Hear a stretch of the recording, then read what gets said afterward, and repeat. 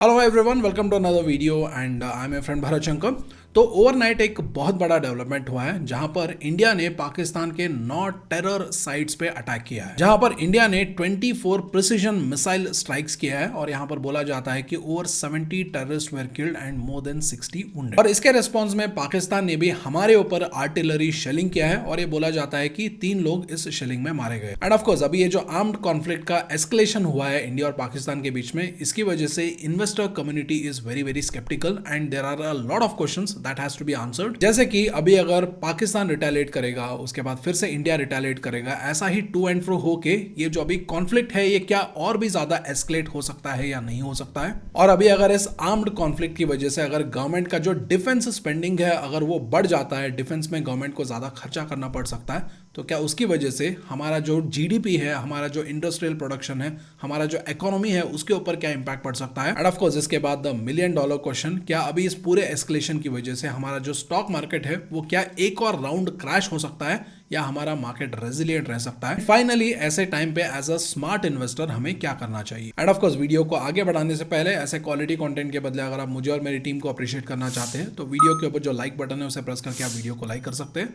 और कमेंट्स में एक सिंपल थैंक यू भी लिख सकते हैं। और साथ ही साथ अगर आपको स्टॉक मार्केट प्रैक्टिकली सीखना है तो ऐसे टॉपिक्स को मैं हमारे मेंबर कम्युनिटी में सिखाता हूँ और हमारे मेंबर कम्युनिटी ज्वाइन करने के लिए आप मेरे चैनल पे जा सकते हैं और वहां से ज्वाइन बटन के ऊपर क्लिक करके आप मेंबर कम्युनिटी को ज्वाइन कर सकते हैं। और ये मेंबर कम्युनिटी टेलीग्राम पे भी है और इसको फ्री में कैसे ज्वाइन करना है उसका डिटेल्स आप व्हाट्सएप चैट सपोर्ट पे पूछ सकते हैं। और साथ ही साथ इस महीने हम 2 वन-डे वर्कशॉप्स करने वाले हैं। पहला वर्कशॉप होगा टेक्निकल एनालिसिस के ऊपर, जहां पर हम बेसिक्स ऑफ टेक्निकल एनालिसिस को सीखेंगे और साथ ही साथ हम उन ट्रेड सेटअप्स को भी डिस्कस करेंगे जिसको मैं पर्सनली स्विंग ट्रेडिंग और शॉर्ट टर्म इन्वेस्टिंग के लिए इस्तेमाल करता हूं। और इन ट्रेड सेटअप्स को हम बैक टेस्ट भी करेंगे ताकि ये ट्रेड सेटअप्स बुल मार्केट में कैसे काम करते हैं, बेयर मार्केट में कैसे काम करते हैं, दोनों सिनेरियोज को हम वहां पर समझ सकते हैं। उसके बाद जो दूसरा वन-डे वर्कशॉप है वो होगा how to pick future champions के ऊपर या फ्यूचर मल्टीबैगर्स के ऊपर, जहां पर हम ये सीखेंगे कि फ्यूचर चैंपियंस या फ्यूचर मल्टीबैगर्स के जो कंपनीज होते हैं उनके बिजनेस को कैसे एनालाइज करना है, उनके फाइनेंशियल्स को कैसे एनालाइज करना है और ऐसे कंपनीज में ट्रैप कैसे आइडेंटिफाई करना है या रेड फ्लैग्स कैसे आइडेंटिफाई करना है, इनको हम वहां पर एक डिटेल डिस्कशन में डिस्कस करने वाले हैं। और इन दोनों वन-डे वर्कशॉप का लिंक आपको नीचे वीडियो के डिस्क्रिप्शन और पिन कमेंट में मिल जाएगा, जाके चेक कर लीजिए। तो अभी अगर मान लीजिए कोई लॉन्ग टर्म इन्वेस्टर है या कोई वैल्यू इन्वेस्टर है तो वो इस सिचुएशन को कैसे हैंडल कर सकते हैं। तो सबसे पहले क्या करेंगे, लास्ट टॉपिक से ही डिस्कशन को स्टार्ट करेंगे एंड सबसे पहले हम ये समझने की कोशिश करेंगे कि ऐसे टाइम पे इन्वेस्टर्स को क्या करना चाहिए। बिकॉज आई अंडरस्टैंड बहुत लोग पूरा वीडियो नहीं देखते हैं, आधा वीडियो देख के ही, आधा नॉलेज से ही कमेंट सेक्शन में पहुंच जाते हैं, तो इसलिए ऐसे लोगों से भी ये जो इंपॉर्टेंट इन्फॉर्मेशन है वो मिस ना हो जाए, तो इसलिए सबसे पहले जो मुद्दे की बात है उसी के बारे में डिस्कस करते हैं। तो ऐसे सिचुएशन में as a stock market investor हमें क्या करना चाहिए वो डिपेंड करेगा कि हम किस तरीके के इन्वेस्टर। और इसको समझाने के लिए ना I will make use of some borrowed knowledge, और ये नॉलेज आता है नेथन मेयर रॉथस्चाइल्ड से। और ये एक ब्रिटिश जर्मन बैंकर थे, बिजनेसमैन थे और फाइनेंसर थे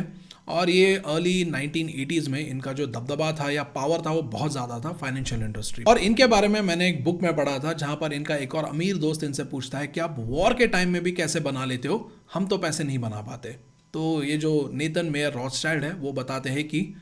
bye when the cannons are firing and sell when the trumpets are blowing. क्योंकि इन्होंने वॉर टाइम पे ये नोटिस किया था कि जब भी उस टाइम नेपोलियन जो है वो एक कॉन्कर स्प्री पे था, जहां पर वो देशों को अटैक कर रहा था, कॉन्कर कर रहा था, अपने आप को ग्रेट साबित करने की कोशिश कर रहा था। तो उस टाइम इन्होंने ये नोटिस किया था कि जब भी मार्केट में ये न्यूज आता कि नेपोलियन जो है वो वॉर पे निकलने वाला है तो पूरा फाइनेंशियल मार्केट गिर जाता था। और उसके बाद जब भी मार्केट में फिर से ये न्यूज आता कि नेपोलियन जो है वो वॉर खत्म करके वापस आ रहा है तो मार्केट फिर से बढ़ जाता था। यानी इन्होंने सिंपल कॉज एंड इफेक्ट को नोटिस किया, जहां पर फियर के टाइम पे लोग बेचने आते थे और जब सब कुछ ठंडा हो जाता, सब कुछ अच्छा हो जाता, तब वापस खरीदने आ जाते। इस पूरे ऑब्जर्वेशन से इनको ये पता चला कि पैनिक और फियर के टाइम पे लोग बहुत सस्ता बेच देते हैं माल को और वही अच्छे टाइम पे लोग वही माल को महंगे दाम पे खरीदते। तो ऐसे सिंपल ऑब्जर्वेशन के बेसिस पे जब वॉर के डर की वजह से, वॉर अभी शुरू हुआ भी नहीं, उस डर की वजह से ही जब मार्केट गिरने लगता था, प्राइसेस गिरने लगते थे,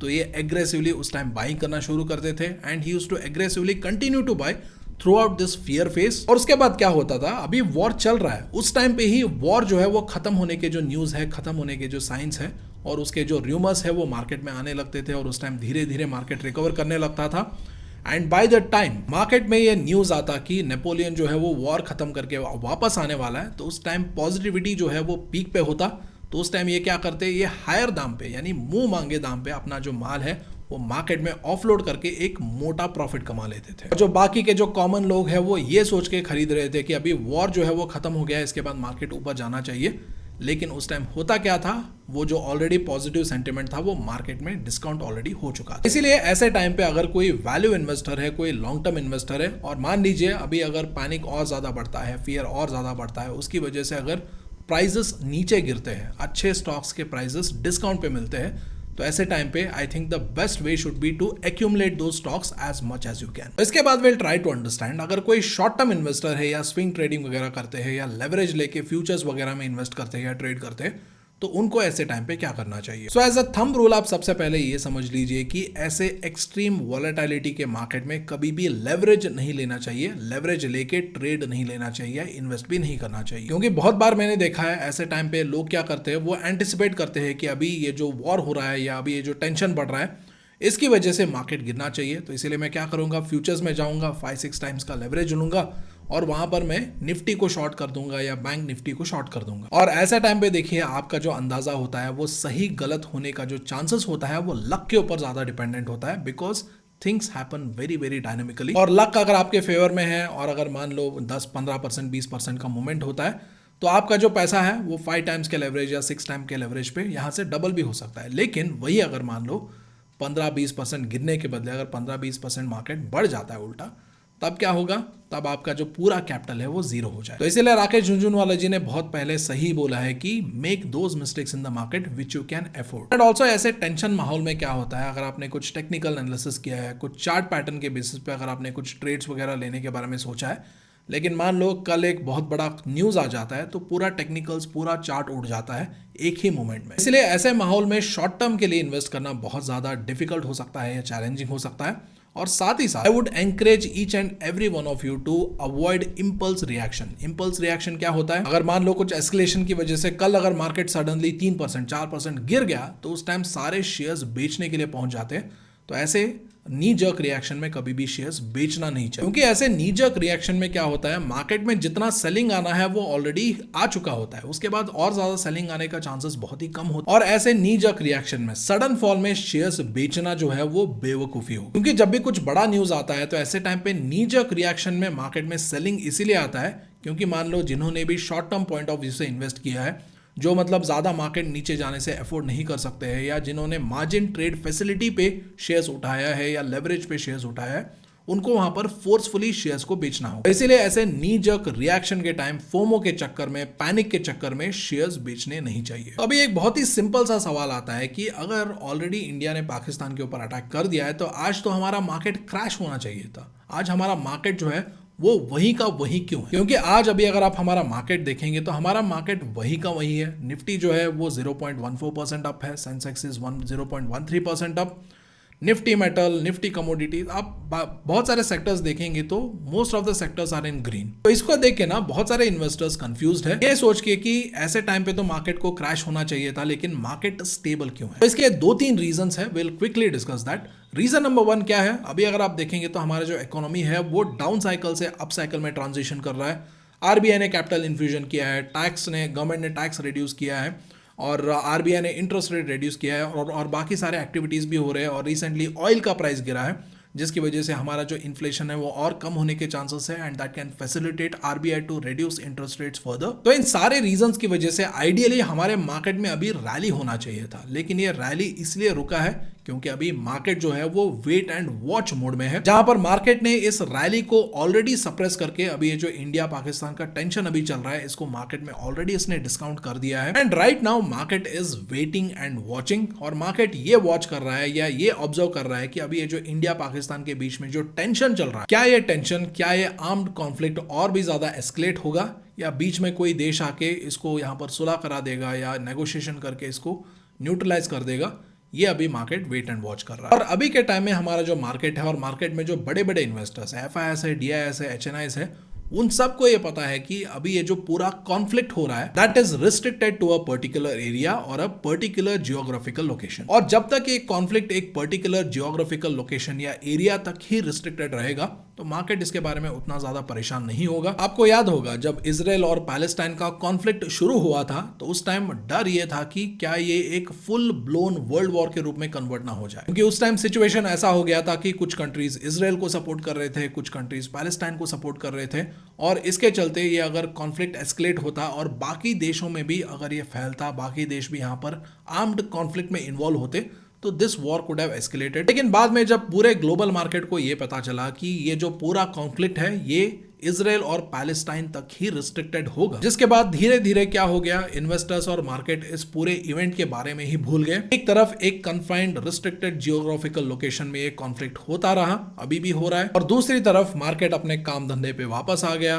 डोनाल्ड ट्रंप के बारे में सोचने लगा, टैरिफ के बारे में सोचने लगा, चाइना के बारे में सोचने लगा, जीडीपी ग्रोथ, इन्फ्लेशन, ये सारे पैरामीटर्स वापस आ गए। तो इसीलिए राइट नाउ जो पूरा इंडियन मार्केट है और जो पूरा इन्वेस्टर कम्युनिटी है, they are closely monitoring the situation and they are trying to understand and gauge that अभी ये जो कॉन्फ्लिक्ट हो रहा है, आर्म्ड कॉन्फ्लिक्ट इंडिया और पाकिस्तान के बीच में हो रहा है, क्या ये एक अभी ये जो रिस्ट्रिक्टेड जियोग्राफिकल लोकेशन है वहीं पर ये कंटिन्यू होगा, या उस जियोग्राफिकल लोकेशन के बाहर भी ये आर्म कॉन्फ्लिक्ट फैल सकता है, उसके बारे में right now investors and markets are worried. अभी अगर मान लीजिए आर्म कॉन्फ्लिक्ट अगर बाकी लोकेशंस में भी फैलता है, बाकी स्टेट्स में भी फैलता है, और अगर पाकिस्तान हमारे बाकी स्टेट्स के बाकी सिटीज के ऊपर भी अगर अटैक करने लगता है, इंडिया रिटेलिएशन में अगर उनके सिटीज पे बॉम्ब बरसाना शुरू करता है, मिसाइल्स बरसाना शुरू करता है, then I think there could be a serious trouble. और अगर ऐसा होता है तो रिस्क बहुत ज्यादा बढ़ जाता है, because India is a nuclear state, Pakistan is also nuclear state, और अगर ऐसा आर्म्ड कॉन्फ्लिक्ट एस्केलेशन होता है तो it would be very very unfortunate. और ऐसे टाइम पे I don't think so anybody would be thinking about stock market. ऐसे टाइम पे प्रायोरिटी ऐसा बन जाएगा कि चलो अगर जिंदगी रहा तो देखा जाएगा, और ऐसे वर्स्ट लेवल पे डिस्ट्रक्टिव एस्केलेशंस हो इसके चांसेस बहुत ही कम है।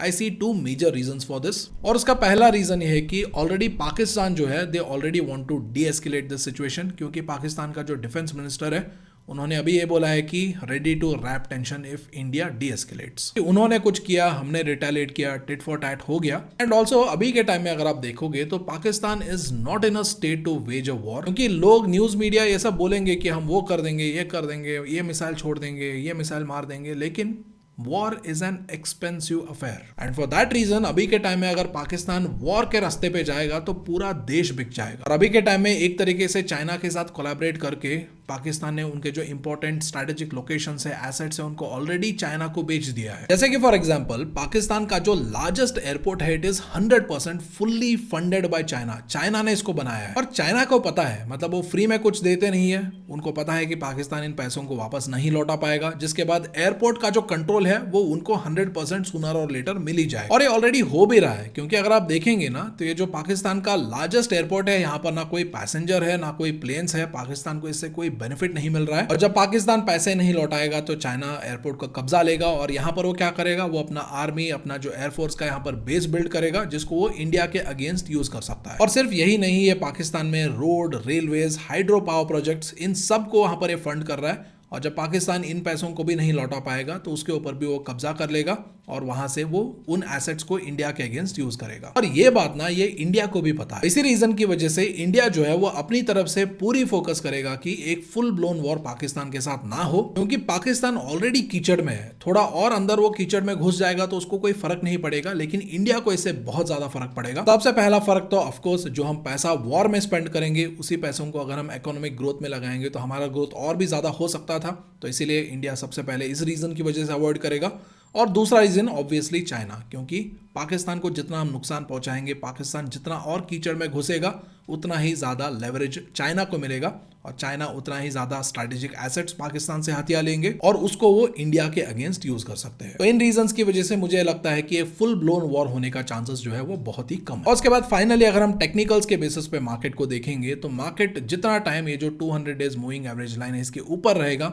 और इसके ऊपर जितना FIS और DIS का एक्यूमुलेशन होगा, मार्केट का जो 200 डेज मूविंग एवरेज लाइन है ये उतना ही स्ट्रॉन्ग सपोर्ट मार्केट के लिए बन सकता है। और जब तक मार्केट इस 200 डेज मूविंग एवरेज के लाइन के ऊपर है, I would say that market में गिरावट होने के चांसेस बहुत कम है। बट लेकिन अगर ये 200 डेज मूविंग एवरेज लाइन को तोड़ के नीचे आता है तो उसके बाद ये जो रेड कलर का लाइन है, जो पहले लोअर लोज में प्रीवियस हाई का रेजिस्टेंस था, उसको मार्केट ने ब्रेक करके यहाँ पर ऊपर गया, तो ये नेक्स्ट सपोर्ट हो सकता है। और अगर मान लीजिए अगर ये सपोर्ट भी टूट गया तो उसके बाद ये जो 100 डेज मूविंग एवरेज का जो लाइन है